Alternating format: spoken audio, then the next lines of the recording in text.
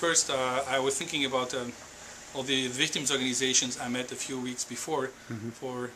I met them many times in the region, in Sarajevo, in Srebrenica, and when I met with them, their request, their wish number one had always been, we want to see Mladic in The Hague.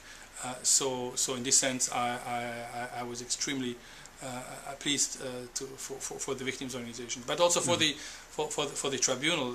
You know, we had always said that the non-arrest of Mladic and Hadžić would really be a very dark chapter in the legacy of the tribunal, because it would give the impression that one can sit out justice, that if you wait long enough, nobody is interested anymore in getting you arrested. So in this sense, that even outside the importance for the tribunal as such, I think it's a very important signal to other war criminals still around. When do you think the trial will begin, and when do you think it will end?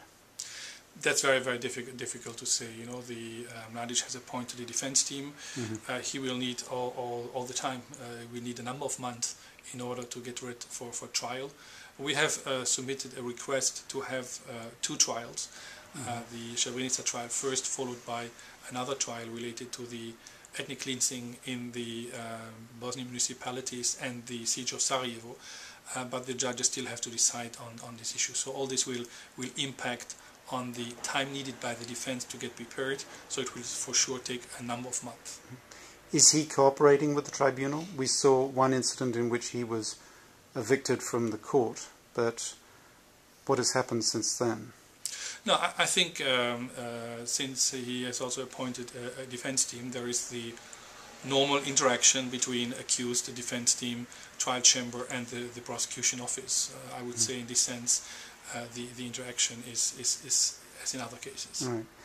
You've been prosecutor for 4 years, and I think the tribunal's been in existence for 17 years. What has been its principal accomplishments in those years? You know, there are a number of accomplishments. In terms of figures, 161 persons indicted by the tribunal, no fugitive left. In this sense, I think when in a few years the tribunal will close its doors, it can really say mission accomplished. What I think has also been very important is the interaction we have been able to establish with the judicial authorities in the countries of former Yugoslavia.